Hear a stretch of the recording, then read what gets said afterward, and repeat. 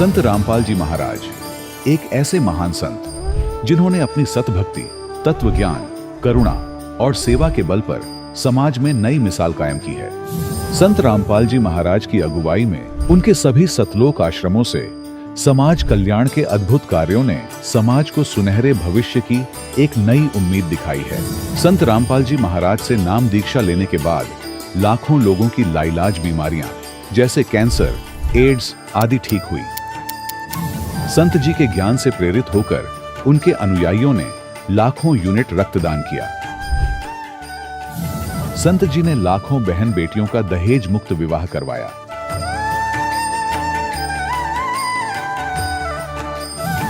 संत जी ने लाखों लोगों का नशा छुड़वाया, करोड़ों उजड़े परिवार बसे।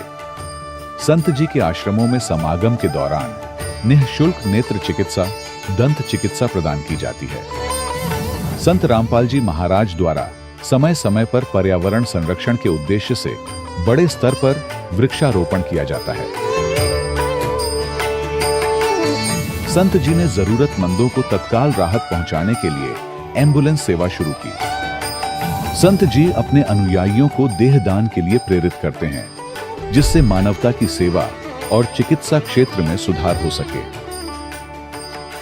संत रामपाल जी महाराज के सभी आश्रमों में हर रोज निःशुल्क भंडारा आयोजित किया जाता है, जहां हर वर्ग, हर जाति और हर धर्म के लोग एक साथ बैठकर भोजन करते हैं।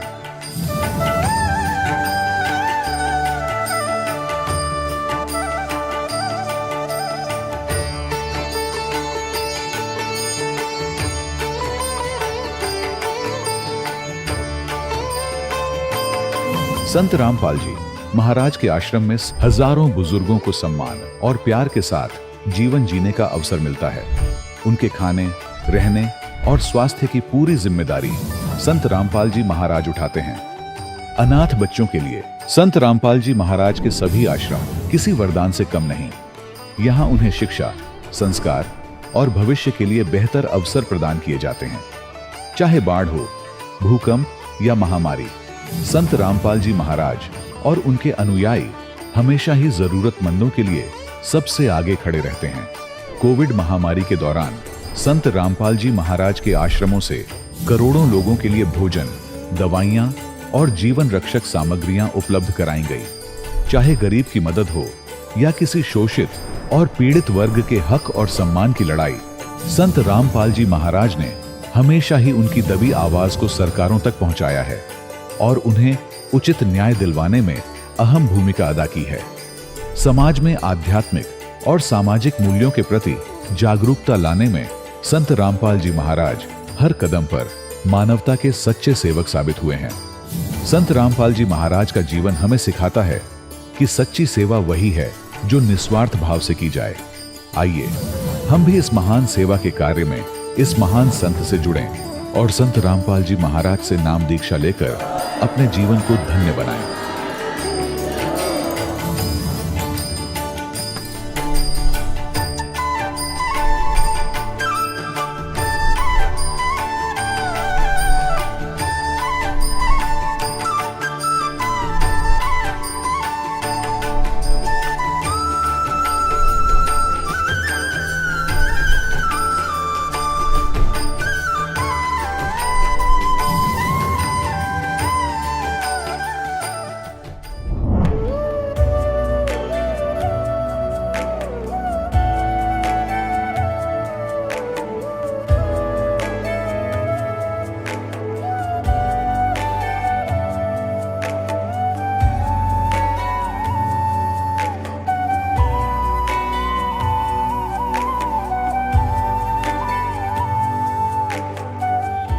पवित्र श्रीमद् भागवत गीता, पवित्र चारों वेद, पवित्र कुरान शरीफ, पवित्र बाइबल, पवित्र गुरु ग्रंथ साहिब, पवित्र कबीर साहिब की वाणी में छुपे हुए गूढ़ रहस्य अर्थात तत्व को जानने के लिए कृपया अवश्य सुनिए जगत गुरु तत्वदर्शी संत रामपाल जी महाराज के मंगल प्रवचन। सत साहिब दर्शकों, जब कोई व्यक्ति अपने जीवन में सभी प्रकार की परंपरागत भक्ति साधनाओं को करता हो, लेकिन फिर भी उसके जीवन में सुख की बजाय दुख और परेशानियां बढ़ती ही जाएं, तो ऐसे में उसका भगवान पर से विश्वास डगमगाना बिल्कुल स्वाभाविक हो जाता है। दर्शकों, कुछ ऐसी ही कहानी थी मध्य प्रदेश की रहने वाली सुनीता जी की। सुनीता जी ने अपने जीवन में अनेकों प्रकार की भक्ति साधनाएं अपनाई, लेकिन इसके बावजूद भी इन्हें लाइलाज बीमारियों ने घेर लिया। इनके जीवन में ना तो शारीरिक सुख था और ना ही मानसिक शांति।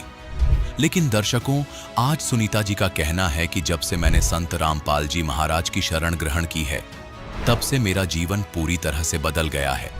संत रामपाल जी महाराज द्वारा बताई गई शास्त्रानुकूल भक्ति को करने से मेरी बीमारियां और परेशानियां छूमंतर हो गई हैं। तो दर्शकों, आखिर संत रामपाल जी महाराज द्वारा बताई गई भक्ति में ऐसा क्या है जो वर्षों से की जाने वाली परंपरागत भक्ति साधनाओं में भी सुनीता जी को नहीं मिला? आखिर इसके पीछे की सच्चाई क्या है? आइए सुनते हैं सुनीता जी की कहानी, उन्हीं की जुबानी। नमस्कार जी। सत साहब जी। क्या नाम है जी आपका? सुनीता दासी। कहाँ से हैं जी आप? गांव बांसन, तहसील हटा, जिला दमोह। संत रामपाल जी महाराज से नाम दीक्षा आपने कब ली? 2016 में। आपने क्या क्या भक्ति साधनाएं की हैं अभी तक? सर, मैंने बहुत सारी भक्ति की है। मैं छोटे से में मुझे बहुत सोमवार का व्रत करना, संतोषी माता का शुक्रवार का व्रत करना, पूजा पाठ करना, बहुत मैं छोटे से भक्ति करती थी। संत रामपाल जी महाराज जी के बारे में आपको कैसे पता लगा? सर, भगत जी हैं हम, हमारे जो पति हैं उनको किसी ने गांव में ज्ञान गंगा पुस्तक दी थी। तो भगत हमारे जो पति हैं उनने ज्ञान गंगा पुस्तक पढ़ी। पहले मेरे पति ने नाम दीक्षा ली संत रामपाल जी महाराज जी से। मैं बीमार रहती थी, फिर उन्होंने बोला कि आप भी जाओ, आप भी नाम दीक्षा ले लो गुरु जी से, आप ठीक हो जाओगे। फिर मैंने भी संत रामपाल जी महाराज जी से नाम दीक्षा ले ली। तो फिर संत रामपाल जी महाराज से नाम दीक्षा लेने के बाद क्या आपकी परेशानियां ठीक हुई? जैसे मेरी शादी भई 2005 में, उसके बाद मैं बहुत बीमार रहने लगी। 2-3 महीना बाद शादी के हुए बहुत बीमार रहने लगी। भूत प्रेत की बाधा हो गई थी मुझे। सर, जब मैं बीमार रहती तो मेरे हाथ पैर में हमेशा जलन रहती, बुखार सा 24 घंटा रहता था। पेट में जलन रहती थी। जब इलाज कराने गए तो डॉक्टर बोले बच्चादानी में आपके सूजन हैं। तो दमोह में मेरा इलाज चला, छतरपुर में मेरा इलाज चला, सतना में भी चला, एमपी में, और दिल्ली एम्स हॉस्पिटल में भी चला। सर, हम वहाँ बालाजी राजस्थान भी गए, बहुत जगह हमारा इलाज चला, पर हमें कहीं से आराम नहीं हुआ। दमोह में 3 महीना तक मेरा इलाज चला। अलका निखार डॉक्टर का नाम है। और छतरपुर में अगर पता लगाना चाहो तो लगा सकते हैं, आभा खरे नाम से छतरपुर में डॉक्टर है, वहाँ मेरा इलाज चला, पर मुझे कोई लाभ नहीं हुआ। उज्जैन भी गई, मंदिर है माता का, वहाँ पे गई, वहाँ बोल रहे थे पथरी है आपको, इसलिए आपका पेट दर्द कर रहा है। वहाँ भी मेरा इलाज चला, कुछ भी नहीं हुआ। उनने झाड़ फूंक किया, पर उससे कुछ आराम नहीं हुआ मुझे। जब गुरु जी से नाम दीक्षा ली, संत रामपाल जी महाराज जी से नाम दीक्षा लेने के बाद 2-4 ही दिन में हमको आराम लगने लगा। मेरे घर में परेशानी भी बहुत ज़्यादा थी कि 100 रुपया भी हमारे लिए कोई नहीं देता था। ऐसी स्थिति थी, हम 4 महीना तो काम करते थे, 1 महीना में जाके इलाज करवा लेते थे। और काम भी ये करते थे, चुनाई भगत जी मिस्त्री थे, चुनाई प्लास्टर का काम करते थे। मैं लेबर का काम करती थी, बीमार रहती थी फिर भी काम करती थी। फिर भी 4 महीना काम करवाते, 1 महीना में जाकर डॉक्टर को दे देते। बच्चे भी बीमार रहने लगे। 8 दिन में हॉस्पिटल के चक्कर कटते ही करते थे, मेरे नहीं तो मेरे जो पति हैं उनके, या मेरे बच्चों के, एक लड़का एक लड़की है, वो 8 दिन में तो जाना ही है हॉस्पिटल, चाहे पैसा हो या ना हो। और हमें कोई पैसा भी नहीं देता था भगत जी। 200 रुपया, समझो 200 रुपया भी नहीं रहते थे हमारे जेब में।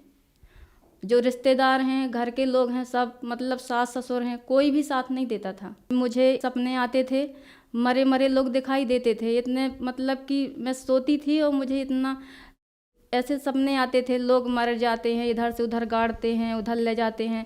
सांप आता था भगत जी, इतना बड़ा सांप आता था, मेरे गले में लिपट जाता था और काटता था, हाथ में काट देता था, गले में काट देता था, पैर में काटता था, ऐसे काटता था। और जब मेरी नींद खुलती और मुझे 4-4 दिन तक ऐसे जहर चढ़ा रहता था, जैसे मुझे हकीकत में सांप ने काटा हो। सर, भूत प्रेत की बाधा से मेरे पेट में हमेशा काटता रहता था, कुछ ऐसे लगता था कोई काट रहा है। और मुझे डॉक्टर ने वजीराबाद गुड़गांव में 52 सेक्टर में अजीत डॉक्टर है, उनसे मैंने अल्ट्रासाउंड करवाया अपना। उनने मुझे बोला कि आपको टीबी की बीमारी है। पर मैंने गुरुजी से प्रार्थना लगाई, गुरुजी ने बोला बेटा परमात्मा की भक्ति करो, मर्यादा में रहो, परमात्मा दया करेंगे। तो उसके बाद जब मैंने दूसरे डॉक्टर के गांव में जाके दमोई में इलाज करवाया तो डॉक्टर बोले नहीं आपको कुछ भी नहीं है। और मुझे एक और वजीराबाद में एक और मैंने अल्ट्रासाउंड कराया, मेरे यहाँ सीने में दर्द हो रहा था तो मैंने इलाज करवाया तो वो बोल रहे मतलब डॉक्टर ने बोला कि आपको हार्ट की बीमारी है। मैंने संत रामपाल जी महाराज जी से प्रार्थना लगाई तो उसके बाद गुरुजी ने बोला कि बेटा परमात्मा दया करेंगे, भक्ति करो, तो मेरा हार्ट का बीमारी भी ठीक हो गया। सर संत रामपाल जी महाराज जी से नाम दीक्षा लेने के बाद मुझे बहुत सारे लाभ मिले। मैं जो मजदूरी करती थी सारा पैसा मेरी दवाई में लग गया। फिर जैसे मैंने नाम दीक्षा ली, मेरे आज दुकान है, दुकान मेरा कपड़ा कॉस्मेटिक का दुकान है सर।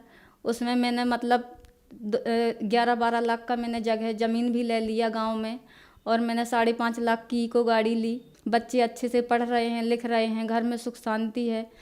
जो बीमारी थी वो भी दूर हो गई। हर चीज़ से हमें सुख परमात्मा ने संत रामपाल जी महाराज जी ने हमें दिया है। ऐसा भी टाइम था कि 200 रुपया भी नहीं रहते थे हमारे पास, और हमें मतलब मुसीबत में कोई देता भी नहीं था। आज हम ही से लोग, कई लोग गांव के रिश्तेदार सब लोग हमसे ही पैसा मांगते हैं कि हमें पैसा दे दो। आज परमात्मा ने हमारे ऊपर इतनी कृपा करी है, इतनी कृपा करी है कि कोई सोच भी नहीं सकता। सर दुकान में हम जब दुकानदारी करते हैं हम सोचते हैं कि हमारा 3,000 का दुकानदारी हुआ है, पर जब हम गिनती करते हैं हमारा परमात्मा 10,000 गिनने में देते हैं। इतना लाभ दिया है परमात्मा ने हमें। संत रामपाल जी महाराज जी ने हमें बहुत सुख दिए हैं। सर जी एक लाभ और मिला है हमें संत रामपाल जी महाराज जी से नाम दीक्षा लेने के बाद। हम लोग 2022 में गांव से आ रहे थे। गांव से आते समय मथुरा हाईवे पे हमारी गाड़ी का मतलब पलट गई थी। हमारे पति हैं जो वो गाड़ी चला रहे थे, उनको नींद आ गई। पूरी रात उनने गाड़ी चलाई, उनको सुबह 7 बजे नींद आ गई गाड़ी चलाते चलाते। एकदम से गाड़ी ऐसे मतलब पलटी के 20 फुट पलटने के बाद घसट गई सारी। और घसटने के बाद मतलब हमने सोचा अब तो मर गए सारे बच्चे ना हम सब कुछ। पर जो मतलब आगे पीछे के जो लोग थे 20-25 लोग उठ गए, मतलब वहाँ पे आ गए पास में। एक्सीडेंट देखने के बाद आगे मतलब एक साइड की गाड़ी पूरी ख़राब हो गई थी। फिर बहुत लोग आए, उनने मतलब गाड़ी ठीक मतलब उठाया, गाड़ी को सीधा किया, और किसी को भी चोट नहीं आई। मेरे को यहाँ पे हाथ में थोड़ी सी चोट आई थी, थोड़ी सी खरोंच आई थी, और किसी को भी चोट नहीं आई। परमात्मा ने हमें, नहीं तो सब सोचते थे वहाँ पे जो 20-25 लोग आ गए थे, इकट्ठे हो गए थे, बोल रहे थे कि हमने ऐसा एक्सीडेंट कभी नहीं देखा कि इतनी बड़ी गाड़ी पलट के और 20 फुट घसट जाए और किसी को खरोंच भी नहीं आए। ऐसा मतलब कोई ऊपर वाला है जो आपको बचाया है, नहीं तो ऐसा कभी एक्सीडेंट में ऐसे बचते नहीं हैं। क्योंकि बचते हैं तो 1-2 घायल तो होते ही होते हैं, पर हमारे किसी को कुछ भी नहीं हुआ कि पलटने के बाद 20 फुट गाड़ी घसट जाए। उस कोने उस रोड में बीच हाईवे से उस रोड से वो इस कोने में आ गई गाड़ी घसटे घसटे, पर किसी को चोट नहीं आई। संत रामपाल जी महाराज से नाम दीक्षा लेने के बाद आपको बहुत सारे लाभ मिले। तो जो दर्शक आज आपको टीवी पर देख रहे हैं और वो भी इसी बीमारियों से पीड़ित हैं या इन सब परेशानियों से पीड़ित हैं, जो महिलाएं, उनके लिए आप क्या कहना चाहेंगी? सर मैं तो यही कहना चाहूँगी कि मैं इतनी परेशान थी, मैंने यहाँ तक कि अपने मम्मी पापा से ये भी बोल दिया था कि पापा अब तो मैं मर जाऊँगी, या तो मैं फांसी लगा लूँगी या मैं अब कुछ खा के मर जाऊँगी। क्योंकि मुझे तो लग रहा था कि धरती में भगवान है ही नहीं। इतनी परेशान थी बगैर सर के, बहुत ज़्यादा मतलब बहुत बीमार थी। मैं अपनी ज़िंदगी से बहुत थक के बैठ गई थी। लेकिन मैंने गुरुजी से नाम, संत रामपाल जी महाराज जी से नाम दीक्षा ली तो मेरे सारे दुख दूर हो गए। इसलिए आप भी आएँ, आप भी संत रामपाल जी से नाम दीक्षा लें, आप भी अपना जीवन कल्याण बनाएं। संत रामपाल जी महाराज से नाम दीक्षा कैसे ली जा सकती है? सर टीवी में बहुत सारे चैनलों में संत रामपाल जी महाराज जी का सत्संग आता है, उसके नीचे पीली पट्टी चलती है, उसमें नंबर आता है, आश्रम के नंबर चलते रहते हैं, उसमें संपर्क करें, कांटेक्ट करके नज़दीकी नामदान सेंटर में संत रामपाल जी महाराज जी से नाम दीक्षा लेके अपना जीवन का कल्याण करवाएं। धन्यवाद जी। सच्चा है। दर्शकों, अभी आपने सुने संत रामपाल जी महाराज से दीक्षा प्राप्त करके सुखी हुए भक्त के अनुभव। अब देखिए जगत गुरु तत्वदर्शी संत रामपाल जी महाराज के मंगल प्रवचन। परमात्मा कहते हैं यहाँ जो काम आपने करना चाहिए था वो आपने स्टार्ट भी नहीं किया। जैसे कुछ वृद्धावस्था के व्यक्ति इकट्ठे उठ बैठते हैं कभी, तो वो क्या बातें करते हैं जब तक उनको तत्व ज्ञान नहीं होता। एक कहता है कि भाई मेरे 2 लड़के 2 लड़की हुई और उनके विवाह कर दिया, सबका संतान दे दी भगवान ने। मेरा काम पूरा हुआ। अब परमात्मा बेशक ठा ले, अब बेशक मौत आ जाए मेरी, तो यह परमात्मा कहते हैं कि बस इतना ही सोच रखा था, इतनी ही जानकारी थी कि हमारा इतना ही कर्तव्य है। परमेश्वर ने बताया कि ये कर्म तो पशु भी करते हैं, पक्षी भी करते हैं। आप जी ने ऐसा न्यारा के कर दिया, और जो आप कहते हो मेरा जीवन सफल हुआ, ये तो बर्बाद हो गया आपका जीवन। आपने जो करना चाहिए था वो तो स्टार्ट भी ना किया, उसकी तो शुरुआत भी नहीं की जो मनुष्य जीवन से करना चाहिए था। अब जो होना था, आपका प्रारब्ध था, वो आपको मिलना ही मिलना था। अब जैसे बच्चों का विवाह होता है, विवाह होते ही परिवार की भी ये इच्छा होती है, स्वयं की भी ये इच्छा होती है कि पुत्र हो। वैसे तो परमात्मा का जो नियम है, परमात्मा का ज्ञान है, ये संसारिक विचारों के भिन्न होता है। और भगत और जगत का आपस में विरोध इसीलिए रहता है कि जो भक्ति के नियम हैं संसार के नियमों के विपरीत होते। तो परमात्मा तो ये कहते हैं कि बेटा और बेटी में अंतर मूर्ख लोग किया करते हैं, जिन्हें कति ज्ञान नहीं। फिर भी हम जैसे भी पढ़ाई पढ़े हुए थे उसके आधार से ज्ञान सुना रहे हैं परमात्मा कि पुत्र की इच्छा में और आशा रखते हैं कि पुत्र हो, पुत्री हो जाती है। दूसरी फिर इच्छा करते हैं भगवान इब के तो पुत्र हो ही हो, वो भी बेटी होगी, और तीसरी भी बेटी होगी, चौथी भी, पांचवी भी, और पुत्र हुआ ही नहीं। तो कोई ये कहे कि मैं ऐसा कर दिया, मैंने ऐसा कर दिया, मेरे पास, जैसे हम सुना करते थे कि भाई उसके 4 एकड़ जमीन थी, इब का उसने 16 एकड़ बना दिया अपने जीवन में। खुद मेहनत करी तो हुआ, क्या दूसरे मेहनत नहीं कर रहे थे? वो भी तो इसी तरह मेहनत कर रहे थे, उनको कुछ भी ना मिला। तो जो आपको मिल रहा है, आपका पूर्व जन्म का संस्कार प्रारब्ध आपके भाग्य में लिखा हुआ है, ना तो आपका चाहा हुआ है, ना आपका किया हुआ। जैसे उनको पुत्र की इच्छा थी, ना उनका चाहा हुआ, ना उनका किया हुआ, वही हुआ जो प्रारब्ध में लिखा हुआ था। तो परमात्मा ये याद दिलाते हमारे को कि आप जी ने जो करना चाहिए था इस मनुष्य जीवन से, वो तो स्टार्ट भी नहीं किया और खो दिया अनमोल जीवन। अपने आत्माओं, जिस समय हम सत्संग में आते हैं, ये ज्ञान होता है, तो फिर हमारी दशा ऐसी होती है जो पुण्यकर्मी प्राणी होते हैं। कैसी होती है? एक किसान था और वो बाजरा का रुखाला था। बाजरा बोते हैं, कनक बाजरा, तो उसके लिए एक मंच बनाते हैं ऊंचा, उसने डामचा भी कहते हैं, उसको जौंडा भी कहते हैं, मचान भी बोल देते हैं कई भाषा। तो वो उस मचान के ऊपर खड़ा होकर के एक गोफिया बनाता है, गोफिया, उसमें एक डला डालकर और उसको ऐसे फटकार कर फेंकता है। चिड़ियाओं को, पक्षियों को उड़ाता है जो बाजरे की बालियों को हानि पहुंचाती हैं। तो उस आवाज से और डले की आसपास गिरने से वो चिड़िया भाग जाती है उस खेत से। तो उसके लिए किसान क्या करता है, छोटे छोटे मिट्टी के गोले बना लेता है और उनको रख लेता है अपने मटके में सुखा के। फिर उनको ऐसे गोफिये से फटकारता रहता है, जैसे गिलोल टाइप होता है। एक बार वर्षा घनी होगी, उसके सारे गोले भीज गए।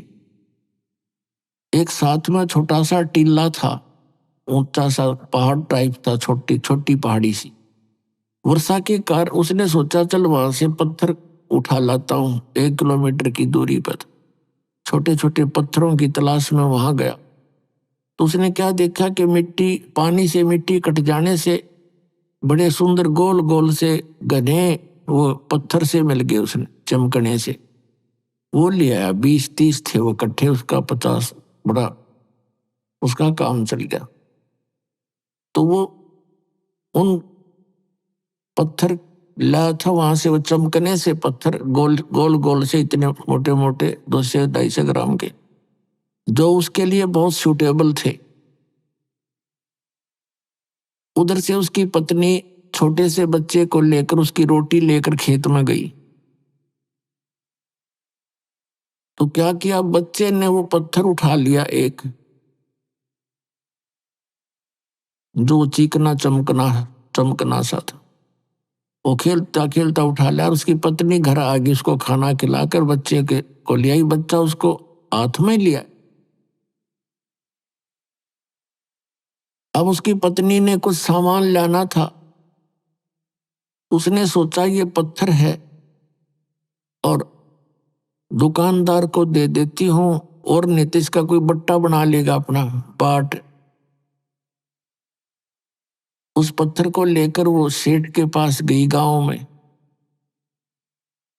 उससे कहने लगी जी ये आपका कोई काम आवे तो ये देख लो, कुछ मुझे इसका बदले में दे दो, जो दे सकते हो, नमक मिर्च कुछ दे सकते हो तो आपका ये काम आ जाएगा, बट्टा बना लो।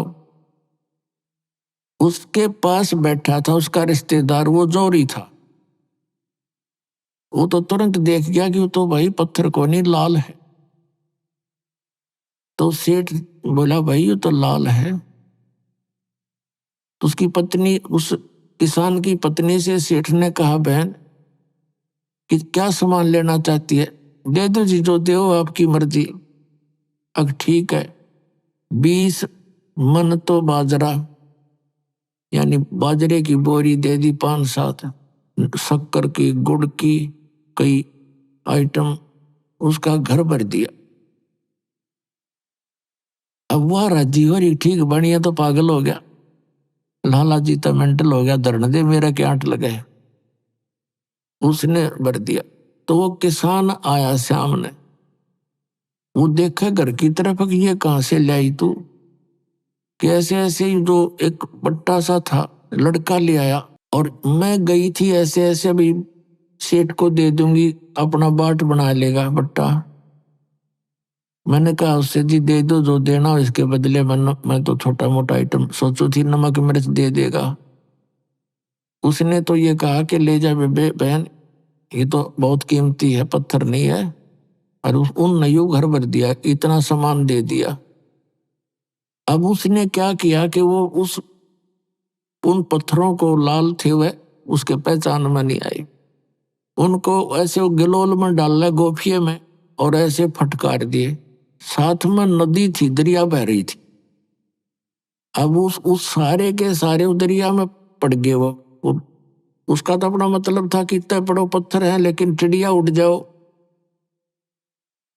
वो कहने लगा रे तेरा गजब भैया, ये तो मेरे पास तो 30-40 थे और एक की ही इतनी कीमत, मैंने तो वो सारा नाश कर दिया, बर्बाद कर दिए वो कीमती बिना ज्ञान। तो पुण्यात्मा, इस मनुष्य जीवन के जो श्वास हैं आपके, ये इतने कीमती हैं, जिनको बगैर ज्ञान के, बगैर सत्संग के हम ऐसे उस भोले किसान की तरह इसका नाश कर रहे हैं। और जिसमें आपकी आत्मा के अंदर ये तत्व ज्ञान समावेगा, आपके पीछे गया हुआ जीवन घना याद आवेगा। पछताया करोगे, बैठ कर रोया करोगे कोन में, ये क्या करे हमने सारे जीवन में, डले डोए। पुण्यात्मा, मनुष्य जीवन 2 प्रकार से प्राप्त होता है। एक तो एक विधान बनाया है कबीर भगवान ने इस काल के लिए, क्योंकि विधान बनाकर भी काल ने इसको दिया, नहीं तो ये हमारी घनी दुर्गति कर देता। और कई भक्त मन में शंका लाते हैं, जैसे सृष्टि रचना के अंदर बताया गया है कि इस काल ने गलती कर दी थी ब्रह्म ने, जिसके लोक में हम रह रहे हैं, और इसने दुर्गा के साथ दुर्व्यवहार करना चाहा था, और इसने दुर्गा ने इसके पेट में शरण ली थी। तो परमात्मा ने इसके पेट से दुर्गा देवी को निकालकर इसको श्राप दे दिया था कि तू, श्राप समझो कि ऐसी गलती वहां करने वाले को एक रोग लग जाता है ऑटोमेटिकली, जैसे कोई अखाद्य वस्तु खा लेता है तो वो अपना अफेक्ट करती ही करती है, शरीर में फोड़े बन जाते हैं या कोई और वस्तु हानि हो जाती है। ऐसे इसने वहां जो गलती की, उस गलती के कारण इसको एक रोग लग गया कि उस परमात्मा ने विधान बना रखा था कि ऐसी गलती करेगा उसको ऐसी सजा मिलेगी, 1,00,000 मानव शरीरधारी प्राणियों का नित आहार करने का और 1,25,000 की उत्पत्ति करने का। और परमात्मा ने इसको ये सजा दे दी। कई भक्त ये सोचते हैं कि परमात्मा ने सजा नहीं देनी चाहिए थी इसको, ये मनुष्य जीवों का आहार करने की। तो पुण्यात्मा वो जानी जान है परमात्मा के विधान में, परमात्मा की क्रिया में यदि हम कोई त्रुटि निकालते हैं तो हम अनजान ही हैं। परमात्मा जो करता है वो कभी गलत नहीं कर सकता। अब यदि इसको ये 1,00,000 मानव शरीरधारी खाने की ना सजा मिली होती तो ये हमें एक भी मनुष्य जीवन नहीं देता। आप देख रहे हो 83 लाख प्रकार की अन्य प्राणियों में ठोक रखी है जीव सारे, और ये भी ना देता यो, क्योंकि एक मनुष्य जीवन आपको अवश्य मिलेगा। मालिक ने ऐसी विधान बना दिया, और मनुष्य जीवन मिलेगा तो परमात्मा आकर आपको अपने निज घर का स्थान का ज्ञान भी करा सकते हैं, भक्ति देकर के आपको पार भी वापस भी ले जा सकते हैं। इस प्रकार परमात्मा ने विधान बना रखा है इसके लिए, इसकी मजबूरी होगी या एक मनुष्य जीवन हमें देने की इसकी व्यवस्था बन गई, इसलिए ये हमें एक मनुष्य जीवन अवश्य देता है। चाहे कितना ही नकम्मा और पापी व्यक्ति हो, एक मनुष्य जीवन उसको एक अवश्य मिलेगा। कब?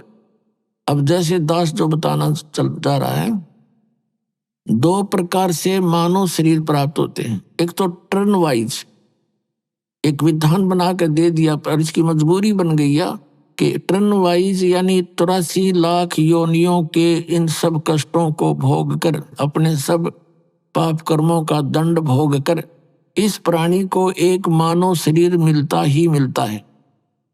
वो कितने वर्षों के बाद मिले, लाख वर्ष के बाद मिले, 1000 वर्ष के बाद मिले, वो उसके संस्कारों और पुण्य पापों पर निर्भर है। और दूसरी प्रकार से मनुष्य जीवन मिलता है पिछले पुण्य संस्कारों से, जैसे पीछे भी मनुष्य थे और आगे भी मनुष्य ही बन जाते। वो पिछले पुण्यों के कारण उनको मनुष्य शरीर लगातार कई भी मिल जाते हैं। जैसे कथा आती है कि धृतराष्ट्र जी अंधे थे, पांडवों का बड़ा भाई, उसने भगवान श्री कृष्ण से कहा कि हे भगवान, मुझे अपने 100 वर्षों की तो पिछले जन्मों की याद है कि मैंने ऐसा कोई पाप नहीं किया जिससे मेरी आंखें फूटें, अंधा हो। तब श्री कृष्ण ने कहा कि अभी कौन से 100 वर्ष में, 100 जन्मों में ही काम पूरा हो गया, और पीछे देख, तुझे नहीं दिखता तो मैं दिखाता हूं। अपनी शक्ति से उनको दिव्य दृष्टि दी, और 101 वर्ष पूर्व 101वां जन्म उससे पहले का वो क्या कर रहा है कि बैठा बैठा, ये टिड्डी होती है, एक टिड्डी विवश हुई पड़ी थी और उसकी आंखें फोड़ रहा था कीकर बबूल के कांटों से, और ऐसे उसकी आंख में ठोक रहा था वो कांटा और निकाल रहा था और खुश हो रहा था, और फिर दोबारा ठोक रहा था, फिर खुश हो रहा था, फिर दूसरी में भी ऐसे, और फिर वो टक्कर मार मार कर उड़ रही थी। जब खुश हो रहा था देख रहा था, कहने लगा देखिए फोड़ रखे कर्म तने। तो पुण्यात्माओं, इस प्रकार हमारे बहुत कर्म बिगड़े हुए हैं, तो एक तो टर्न वाइज यानी अपने समय पर मनुष्य जीवन प्राप्त होता है, और एक ऐसा होता है कि पिछले जन्म में भी वो मनुष्य था और अब भी मानव है। तो जो ऐसा जिसका जन्म है पिछले पीछे भी मनुष्य था, और हो सकता है उससे पीछे भी मनुष्य हो, 10-20 लगातार भी मनुष्य जीवन मिल सकते हैं पुनः से। लेकिन जब तक परम संत नहीं मिलेगा वह पिछली बैटरी डाउन होएगी। वह एक जन्म में भी हो सका है, 2 में भी, 3 में भी, 4 भी प्राप्त कर सकता है, और फिर इकट्ठा एक कहर तोड़ देगा। ये काल उसके ऊपर 84 लाख योनियों में डाल देता है, यदि मनुष्य जीवन के अंदर उसको कोई सत मार्गदर्शक संत नहीं मिलता है। तो पुण्यात्माओं, जिनको पिछले मनुष्य जीवन से ही आगे मनुष्य जीवन प्राप्त हुआ है, तो वो प्राणी परमात्मा की तरफ में बचपन से ही लग जाते हैं। वो भिन्न बात है कि वो कैसी साधना करते हैं। जैसे भी मजहब धर्म में वो जन्म लेता है तो वो आत्मा भगवान की भक्ति बिन रह नहीं सकता, वो पिछले पुण्यकर्मी प्राणी है। तो वो तो अवश्य कहीं ना कहीं कोई भक्ति कर रहा है, वो रुक नहीं सकता। वो दूसरी बात है कि उसको कैसी साधना प्राप्त है और वो लाभदायक है या हानिकारक, हो तो फिर संत बताया करें। फिर भी वो पुण्यकर्मी प्राणी जैसे इन संतों के पास गए हुए हैं, ये राधा स्वामी पंथ, ये जय गुरुदेव पंथ, सच्चा सौदा सरसा पंथ, और जगमाल वाली जनोद वाला ये ताराचंद पंथ, और ये सारा जो है व्यास वाला, और ये सुधांशु जी, और ये सतपाल वाले, ये बाल योगेश्वर, और यह सारा देख कितने जीवों को अपने पीछे लगाए हुए हैं। ये वो पुण्यकर्मी प्राणी हैं जो मनुष्य जीवन से ही मनुष्य जीवन प्राप्त है, और ये पुण्यात्मा परमात्मा के बिना रह नहीं सकते। चाहे इन्होंने रखना पड़े मंगलवार का व्रत और बांटनी पड़े बूंदी, ये नहीं कुछ कर लेंगे, इतनी संतुष्टि नहीं होती। तो बगैर ज्ञान के, बिना किसी संत के, ये साधना भी व्यर्थ है। गीता जी अध्याय नंबर 16 के श्लोक नंबर 23 और 24 में कहा कि अर्जुन, शास्त्र विधि को त्याग कर जो मनमाना आचरण करते हैं, मनमानी पूजाएं करते हैं, उनको न तो सुख होता है, न उनको कोई सिद्धि होती है, और न ही मोक्ष प्राप्त होता है, गति होती है। तो यूजलेस इसलिए कहा कि अर्जुन, इससे तेरे लिए कर्तव्य और अकर्तव्य की व्यवस्था में, यानी कौन से काम भक्ति के करने चाहिए, कौन से ना करने चाहिए, शास्त्र ही प्रमाण है। उन्हीं के आधार से तू क्रिया करना, किसी की दंत कथा से भक्ति मार्ग पर ना लगना। यानी जो संत सदग्रंथों के आधार से ज्ञान दे वही ज्ञान सही मानना। तो पुण्यात्माओं, जितने भी हमारे धर्मगुरु थे और हैं, सभी यही कहा करते, हम वेदों और गीता और पुराणों के आधार से आपको ज्ञान दे रहे हैं। तो सब संतुष्ट थे भी, इनसे आगे कोई ग्रंथ नहीं, इनसे आगे कोई पवित्र शास्त्र नहीं, इन्हीं से ये हमें बता रहे हैं तो फाइनल है, बिल्कुल सच है। लेकिन वो झूठे थे, वो अज्ञानी थे, तत्व ज्ञानहीन प्राणी थे, जिनने हमारे सदग्रंथों को भी नहीं जाना और हमें लोक वेद दंत कथा सुना के जीवन नाश कर दिया। अपने आत्माओं, जो प्राणी टर्न वाइज आता है, मनुष्य जीवन प्राप्त कर रखा है उसने, वो भक्ति पर नहीं लगता। उसको कितना कोशिश करो वो नहीं सुनता, वो तो गुट्टी लाना, अपना कोई कर्म है उसमें जो उसको प्राप्त है, जिस भी, जैसे कोई किसान है, मजदूर है या कोई दुकानदार है, तो वो केवल उसी कर्म में ही लगा रहता है, क्योंकि वो पिछले जन्म से कोई किसी पशु योनि से आया हुआ है। तो इस प्रकार के प्राणी को भक्ति पर लगाना बड़ा कठिन होता है। और जो पिछले संस्कार से मनुष्य जीवन प्राप्त करते हुए आ रहे हैं, वो तो आप पे ही तड़फ रहे हैं, भटक रहे हैं भगवान के लिए, तो वो शीघ्र ग्रहण कर लेते इस ज्ञान को। अब उनको अज्ञान मिलता है, उसको भी तुरंत ग्रहण करेंगे, क्योंकि उनको तो भगवान चाहिए। और वो बुद्धिमान लोग होते हैं, जब तत्व ज्ञान, सच्चा ज्ञान भी सुनते हैं तो अवश्य विचार करते हैं, विरोध नहीं करते। वो बहुत गहराई से सोचते हैं कि ऐसा क्यों कहा, किस कारण से कहा, गहराई तक जाते हैं और वो अपना कल्याण करवा ही लेते हैं। ऐसे ही एक कागभूषण नाम के संत हुए हैं और गरुड़ जी के साथ उनकी एक बार गोष्ठी हुई। आपस में दोनों मिल गए। गरुड़ जी कौन है? भगवान विष्णु के वाहन गरुड़ पक्षी। अब ये देवता होते हैं और ये बोलते हैं मनुष्य की तरह, इनके अच्छे विचार हैं, भले ही वहां पशु योनि में है, वो पक्षी योनि में। और कागभूषण भी ऊपर से मुंह काग का है, उसका कौवे का, बाकी शरीर उसका देवताओं जैसा है, ऐसी उसकी व्यवस्था है।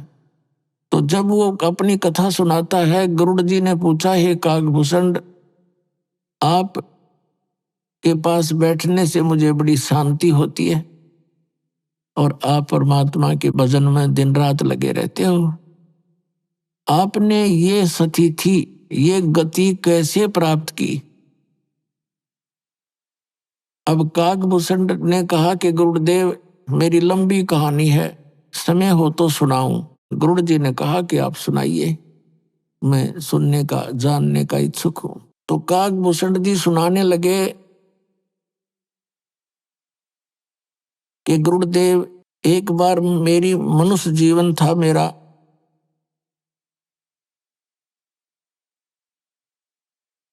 और उससे पहले भी मैंने असंख्यों मनुष्य जीवन नष्ट कर लिए थे, कभी भक्ति पर मैं लगा नहीं।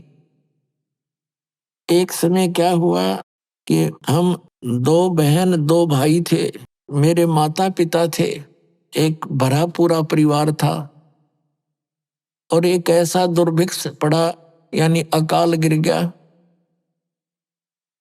वर्षा हुई नहीं, अन्न का अभाव हुआ, पत्ते भी, वृक्ष भी सूखने लगे। तो ऐसा भयंकर स्थिति आ गई कि मनुष्य को मनुष्य खाने लग गया।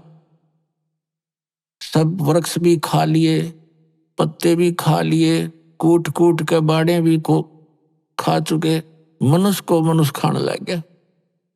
उस स्थिति में मेरे माता पिता और भाई बहन, यानी मेरा परिवार, सब मेरी आंखों के सामने मर गए। मैं 20 वर्ष की उम्र का था, भाई छोटे, बहन छोटी थी, वो भूख ज्यादा समय तक सहन नहीं कर सके। माता पिता वृद्ध थे, वो भी मृत्यु को प्राप्त।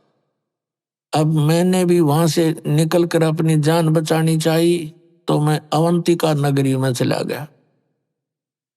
वहां पर अकाल नहीं था, वहां पर मेरी जान बची, भोजन खाया, लेकिन मेरे माता पिता, मेरे भाई बहन मेरी आंखों के सामने तड़प तड़प कर, रो रो कर मरे थे भूखे।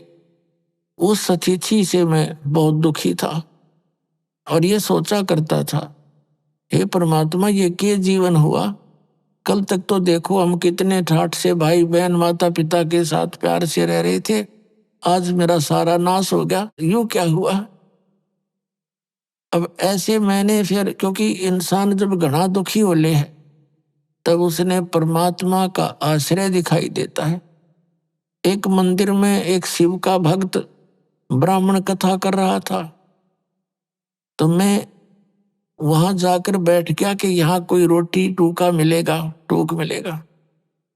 ब्राह्मण कथा कर रहा था, सभी उठकर चले गए, मैं बैठा रह गया। ब्राह्मण ने पूछा कि आप कैसे बैठे हो बेटा? मेरी आंखों से आंसू गिरने लगे। ब्राह्मण बड़ा दयालु था, उसने कहा, क्यों रो रहा है बेटा, बता, अपना दुख बता। मैंने सारी कहानी बताई ब्राह्मण को। उसने कहा, बेटा तू मेरे पुत्रवत है, मेरे पास रहे, इस मंदिर में सेवा कर, रोटी खा, चिंता ना कर बेटा, यहाँ तो पता नहीं क्या क्या आपदाएं मनुष्यों पर आती हैं, और तुम्हारा संस्कार था, उनका इतना ही समय था, तो काफी संतुष्ट मुझे किया, मैं वहां रहने लग गया। अब वो विपर प्रतिदिन कथा करे भगवान की और मुझे कहे, बेटा दीक्षा ले ले, भक्ति कर ले, और मेरे मन में कति इच्छा नहीं हो नाम लेने की। मैं टाल मटोल कर दूं जी, फिर देखूंगा। अब काकभूषण जी बता रहे हैं गरुड़ जी को कि ऐसे 6 महीने बीत गए, रोज कथा सुनूं, बैठा रहूं, कति हृदय में बातें नहीं आवे, अग नाम ले लूं, दीक्षा ले लूं। 6 महीने तक जब ये कथा सुनता रहा और विपर मेरे को प्रतिदिन दूसरे तीसरे दिन कह देता, बेटा देखो मनुष्य जीवन परमात्मा की भक्ति के लिए मिला है, इसके बिना तो पशु जैसा जीवन है, और देखो यहाँ क्या क्या घटनाएं घट जाती हैं, ये झूठा संसार है। जबकि मेरे इतनी चोट लग चुकी थी, मैं इतना पापी था। ये कह रहा था काकभूषण कि मैं इतना निकम्मा आदमी था, मैंने असंख्यों जन्म मनुष्य जीवन बर्बाद कर चुका था मैं। और 6 महीने तक लगातार सत्संग सुनकर तब मेरी आत्मा में जगह बनी, थोड़ी सी दीक्षा ले लूं। 6 महीने के बाद मैंने दीक्षा ले ली। फिर क्योंकि ये पिछले जो पाप हैं ये कहीं ना कहीं दबाव दे ही जाते हैं। जो गुरुजी कथा किया करते थे, सत्संग सुनाया करते थे, वो मुझे भी याद हो गया।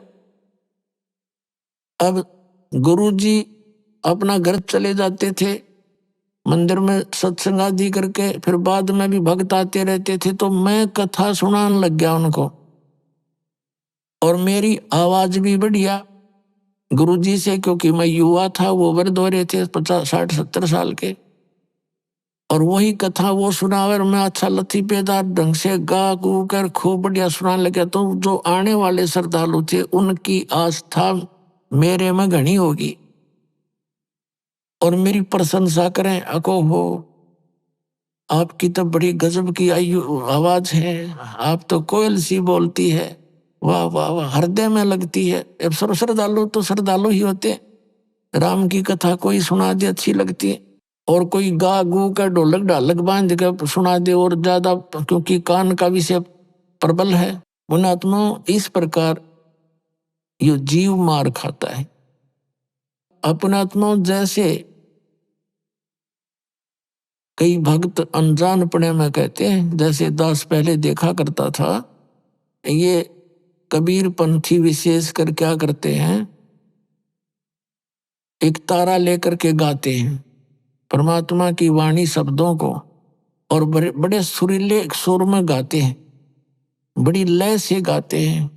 कोई तो फिल्मी गानों पर भी तबले तबले बांध कर गाने ये परमात्मा की वाणी सुनाते हैं। और फिर क्या कहते हैं, भाई इसकी आवाज बहुत बढ़िया है, भाई तो सुना। वो दूसरे को बैठा देते और उसको खड़ा कर देते। फिर दूसरा कहता है इसकी और सुन, 2 बोल देख यू क्या सुनाएगा। वो तीसरे ने खड़ा कर, वाह भाई वाह, इसकी और गजब की आवाज है, तू सुना भाई। अब यहाँ परमात्मा कहते हैं ये तो शराबी होते हैं ना, शराबी, वो करा करें ऐसी बातें, इसकी आवाज बढ़िया है, इसकी आवाज घटिया है, कोई बात है। अब जैसे किसी का चोरी होगी और एक व्यक्ति ने आके कहा कि भाई आपके घर में चोरी हो गई है, यदि उसने कोई भांग या शराब नहीं पी रखी होगी तो इतनी बात पर्याप्त है। और जय उसने कर रखा हो नशा, और उसको कोई कहे कि आपके घर पर चोरी होगी, और वो नो कहे चोरी होगी भाई आपके, अब वो नो कहे, नो नहीं गा के सुना। आप अब कोई नो कहे उसने, वो कितना अच्छा लगेगा, आपके चोरी हो गई, ये बात तुमसे कहता ही अच्छा ना लगा तुम्हें। और वो नो कहा हाँ वाह वाह वाह, इसलिए सही बताइए। दूसरा और ऐसे को शराबी ये गा सके, शराबी ये बातें कह सकता है, तो दूसरा शराबी फिर और अच्छी तरह लय से गाता है, आपके चोरी हो गई, और वाह वाह वाह क्या बात, इसने सही बताई। अरे मूर्ख, यदि इतना बतेरा था कोई किसी भाषा में समझा दे भाई चोरी हो गया आपके घर में, जब होश में हो तो तुरंत फड़क ले आदमी और उठ कर चल पड़े, जाके देखो कितना नुकसान हो गया। और कोई न कहे इसकी आवाज बढ़िया नहीं, इसकी बढ़िया लगी, तो ये सारे शराबी, दोनों शराबी हैं वो, यानी अज्ञानी है, मूर्ख है। अरे इतनी सी बात, परमात्मा कहते हैं कोट जन्म तन भ्रमित हो गया, कुछ ना हाथ लगा रे, और कुकर सुकर खर बोरे, कौआ हंस पुकारे। कोट जन्म तू राजा की, ना मिटी न मन की आशा, और भिक्षुकों के दर दर घूमा, ये मिला ना निर्गुण रसा। ये सौदा फिर ना ही संतो, यो सौदा फिर ना ही, ये लोहे जैसा ताव जाते काया देश राई।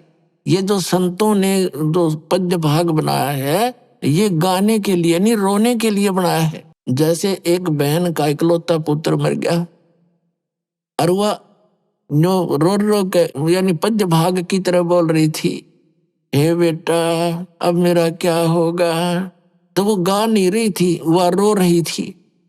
तो संतों ने जो ये शब्द बनाए हैं, ये हमारे लिए इसलिए बनाए हैं कि अंदर जब आदमी रोते हुए गाता है उसका असर न्यारा होता है। और उसको सिंपल वे में भी बोला जा सकता है कि यूं सौदा फिर ना ही संतो, ये सौदा फिर ना ही, ये लोहे जैसा ताव जाते काया देश राही। तीन लोक और भवन चतुर्दश सब जग सौदे आही, और दोगने तिगने किए चौगने किन्हु मूल गवाई। फिर क्या बताते हैं कि यो दम टूटे पिंडा फूटे लेखा दरगाह माही, उस दरगाह में मार पड़ेगी त्रिजम पकड़ेंगे बाही। फिर क्या बताते हैं कि बांध पिंजड़ी आगे धर लिया मरघट को ले जाही, अग्नि लगा दिया जद लंबा फूक दिया उस ठाई। फिर क्या बताते हैं कि फिर पीछे तू पशुआ की जय गद्दा बैल बनाई, ये 56 भोग कहाँ मन बोरे कि तो कुर्डी चढ़ने जाई। तो पुण्यात्मा इसने गा के सुनाने की बात से, तो ये तो गाना रोने के हिसाब से है। जैसे बच्चों को पहली कक्षा में सुनाते हैं, अ का आम, आ का आम, ई की इमली। तो ये तो प्रथम कक्षा के बच्चों को ऐसी आवाज सुनाई जाती, इसमें आवाज से लिंक नहीं होता, उस अक्षर से संबंध होता है। आ से आम, आम कैसा होता है, वो आ अक्षर कैसा है। तो ये व्यवस्था जो गाने में स्वर ने देख करके जो करते हैं, तो वो मूर्ख और भोली आत्मा होती है जिन्हें पता नहीं अध्यात्म मार्ग का। तो क्या बताया कि नर सेती तू पशुआ की जय, और गद्दा बैल बनाई, ये 56 भोग कहाँ मन बोरे कि तो कुर्डी चढ़ने जाई।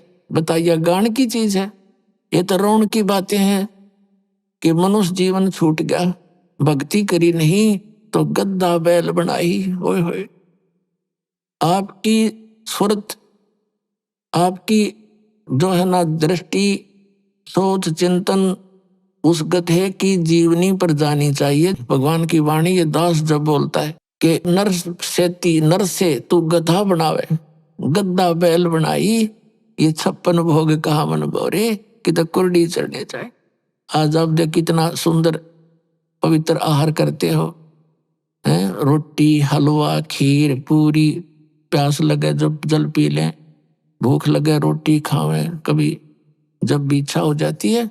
तो कहते हैं परमात्मा ने ये सुविधा आपको इसलिए दी है कि आप भक्ति करो परमात्मा की, और उसको ना करके फिर क्या होगा, पीछे तू गद्दा बैल बनाई, और ये 56 भोग कहाँ मन बोरे तो कुर्डी चढ़ने जाए। तो ये स्थिति हो जाएगी। तो पुण्यात्मा अब काग बुसड के साथ ये ऐसी ही घटना घटी।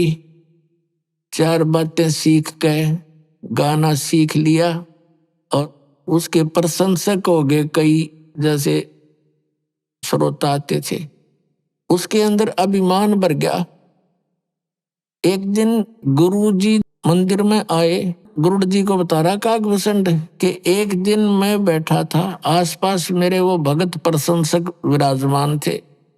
गुरुजी आए मंदिर के अंदर भगवान शिव की पूजा करने के लिए, तो मैंने बैठे बैठे प्रणाम कर लिया, उठा नहीं, मैं उठ के उनका सत्कार नहीं किया गुरुजी का, जो एक नियम होता है। और मैंने सोचा मेरी बेइज्जती हो जाएगी, मेरे चेले बैठे हैं आसपास ही, तो खड़ा होऊंगा, तो मैंने अपने आप मैंने सोच लिया, अभिमान हो गया। तो गुरुजी ने तो इस बात पर तरफ ध्यान नहीं दिया, क्योंकि उनकी तो धुन थी अपनी पूजा करूं जाके। वो तो मंदिर में भगवान शिव के जो मूर्ति मारती थी वहां बैठ के भक्ति करने गया। अपनात्मा जो दास कथा सुनाना जा रहा है, ये ना समझना कि ये मंदिर की पूजा से उस पुजारी को, पंडित को कोई उपलब्धि थी। वो पूजा तो आप कहीं कर लो, घर पे बैठ के कर लो, सच्चे दिल से जिस भी इष्ट की आप पूजा करोगे, साधना करोगे, जिसकी उस जितनी उस इष्ट की सामर्थ्य है उतनी मदद आपकी अवश्य करेगा। कबीर साहब कहते हैं, जो जाकी सरना बसे ताको ताकी लाज, और जल सुई मछली चढ़ जाइए बह जाती गजराज। अभी आपने सुने संत रामपाल जी महाराज के मंगल प्रवचन।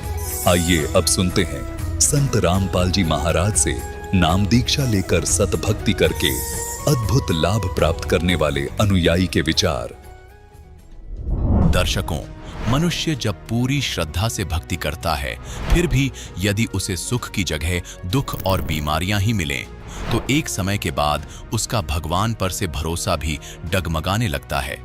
दर्शकों, ऐसी ही कहानी थी छत्तीसगढ़ की रहने वाली नीतू जी की। नीतू जी ने अपने जीवन से दुख और बीमारियों से निजात पाने के लिए न केवल हिंदू धर्म की बल्कि कई अन्य धर्मों की भक्ति साधनाएं भी अपनाई, लेकिन फिर भी ना सुख मिला ना चैन। लेकिन दर्शकों, आज नीतू जी पूरे विश्वास से कहती हैं कि जब से मैंने संत रामपाल जी महाराज की शरण ली है और उनकी बताई शास्त्रानुसार सच्ची भक्ति को अपनाया है, तब से मेरा जीवन ही बदल गया है। मेरे सारे शारीरिक कष्ट और मानसिक परेशानियां पूरी तरह से खत्म हो चुकी हैं। दर्शकों, अब सवाल ये उठता है, आखिर ऐसा क्या है संत रामपाल जी महाराज की बताई भक्ति में? क्या कोई विशेष मंत्र है, कोई दिव्य ज्ञान या कोई चमत्कारी उपाय? आखिर इसके पीछे की सच्चाई क्या है?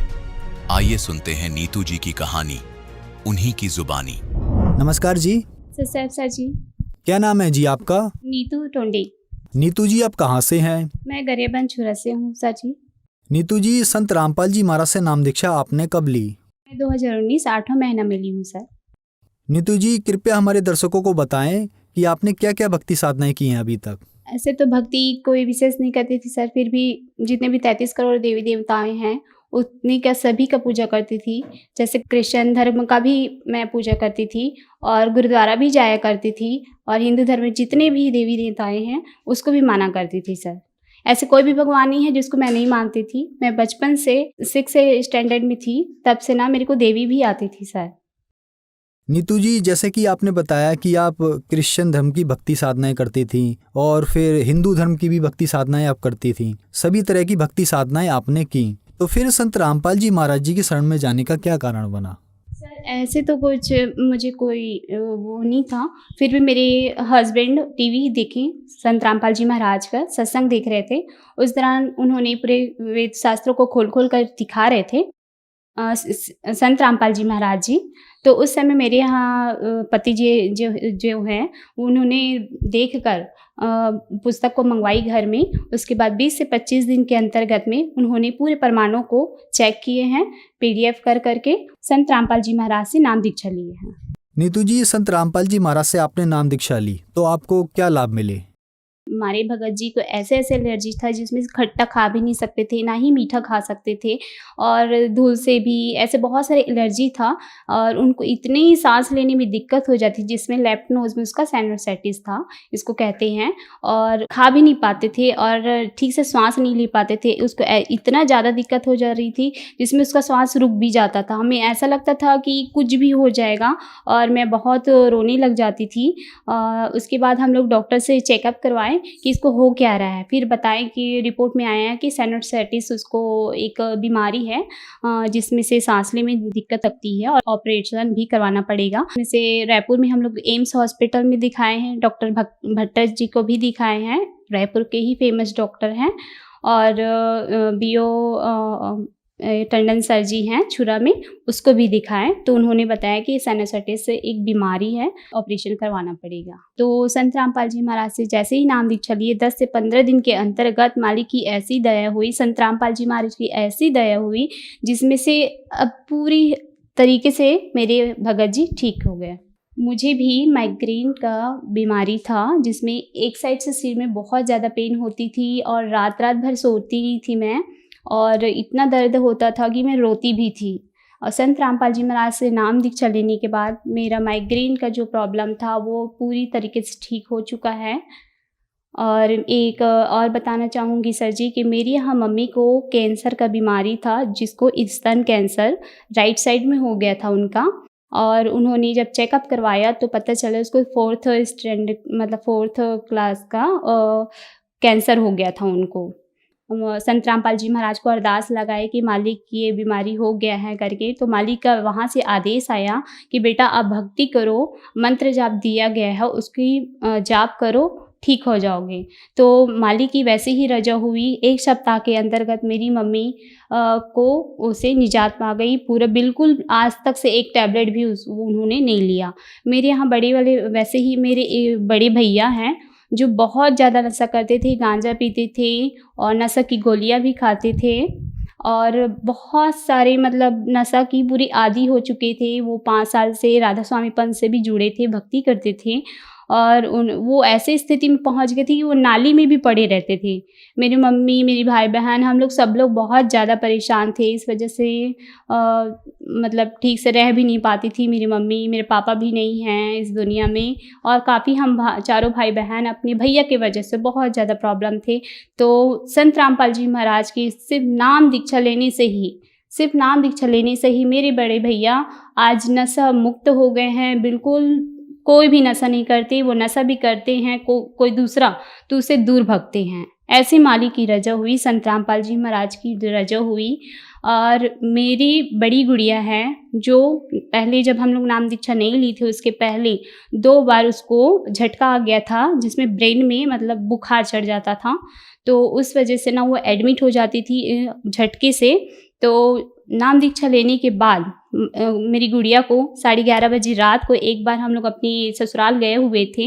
11:30 बजे रात को उसको एकदम तेज़ बुखार हुई और उस दौरान हम लोग एक भी टैबलेट वगैरह नहीं पकड़े थे और डॉक्टर से चेकअप करवाए थे, उसका CT स्कैन करवाए थे, MRI करवाए थे। जब हम लोग नाम दीक्षा नहीं लिए थे तब की बात है। तब उन्होंने बताया था कि आप लोगों को 5 साल तक से इसका टैबलेट को रखना पड़ेगा। अगर आपका इसका तेज़ बुखार नहीं आना चाहिए, अगर आएगा इसको तो हमेशा के लिए ये झटके वाली हो जाएगी, मतलब मेंटली प्रॉब्लम हो जाएगा, ये बताए थे। तो हम लोग उस नाम दीक्षा लेने के बाद तो उस टैबलेट को लेना मैं भूल गई और उस टाइम हम लोग अपनी ससुराल में गए थे। 11:30 बजे समथिंग कुछ समय में मेरी बेटी को, बड़ी वाली गुड़िया को फिर से फीवर हो गई और हम लोग के पास कोई ऑप्शन नहीं था, कोई टैबलेट नहीं था। बस संत रामपाल जी महाराज बस को याद किए, उसके दंडवत स्थान पर गए, दंडवत स्थान पर जाके प्रणाम करके मालिक को, संत रामपाल जी महाराज को हम लोग अरदास लाए कि हे मालिक आप ही हो जो हमारी बेटी को बचा सकते हो और तो अब कोई रास्ता नहीं है। ये कहकर हम लोग सिर्फ जब नाम दीक्षा दिया जाता है उस समय बॉटल में चरणामृत दिया जाता है, तो उसमें से थोड़ा सा हम लोग अपनी बड़ी वाली गुड़िया को पिलाए और सिर्फ 1-2 सेकंड के ही अंतर्गत मेरी गुड़िया पूरा पसीना पसीना हो गई। मतलब कहने का मतलब ये है कि फीवर पूरा उतर गया। उसके बाद आज तक से ऐसे झटके के कोई प्रॉब्लम नहीं है मेरी बेटी को, सब ठीक है मालिक की दया से, संत रामपाल जी महाराज की दया से। जैसे कि आपके बताए अनुसार आपको संत रामपाल जी महाराज से नाम दीक्षा लेने के बाद बहुत सारे लाभ मिले। तो जो दर्शक आज आपको टीवी पर देख रहे हैं उनके लिए आप क्या कहना चाहेंगे? हाथ जोड़ के निवेदन करना चाहूँगी कि आप सब पढ़े लिखे समाज हैं। पहले हमारे पूर्वज पढ़े लिखे नहीं थे, तो जो क्रियाएं करने बोलते थे धर्मगुरु जितने भी हैं वो उसको किया करते थे। लेकिन आज तो हम पढ़े लिखे समाज हैं। आप बिल्कुल अपने धर्म शास्त्रों को खोलिए, जो संत रामपाल जी महाराज एक एक चीज़ को दिखा रहे हैं कि आप ये देखो, अपने ही शास्त्रों को खोल कर देखो कि आप क्या क्रियाएं कर रहे हैं। संत रामपाल जी महाराज से नाम दीक्षा कैसे ली जा सकती है? संत रामपाल जी महाराज से नाम दीक्षा बहुत ही इजी है। आप चैनल में सत्संग आता है संत रामपाल जी महाराज का, उसके नीचे में पीली पट्टी चलती है जिसमें नंबर दिए गए रहते हैं। उस नंबरों में आप डायल कीजिए और अपने नज़दीकी नाम दान केंद्र का पता करके आप संत रामपाल जी महाराज से नाम दीक्षा ले सकते हैं। धन्यवाद जी। सत्संग जी।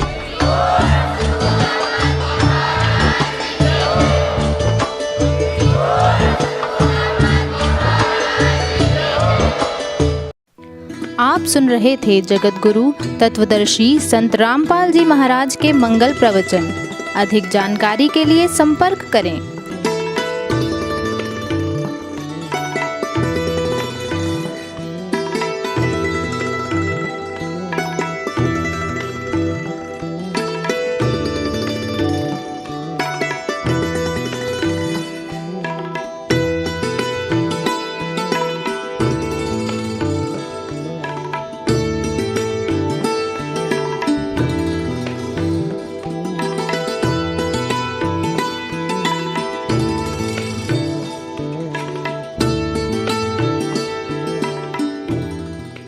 जगत गुरु तत्वदर्शी संत रामपाल जी महाराज जी के पावन सानिध्य में भक्ति की अलख जगाने तथा श्रद्धालुओं को सत्य भक्ति मार्ग का रास्ता दिखाने हेतु कनाडा के लोकप्रिय channel the TV NRI channel पर जगत गुरु तत्वदर्शी संत रामपाल जी महाराज जी के मंगल प्रवचनों का प्रसारण प्रतिदिन सुबह 7:30 बजे से 8:30 बजे तक तथा रात्रि 7:30 बजे से 8:30 बजे तक किया जा रहा है। इस सत्य भक्ति मार्ग को अपनाने के लिए अधिक से अधिक सत्संग प्रसारण देखें। इस सत्संग प्रवचन का सीधा प्रसारण संत रामपाल जी महाराज लाइव सत्संग YouTube चैनल और जगत गुरु संत रामपाल जी महाराज फेसबुक पेज पर भी देख सकते हैं।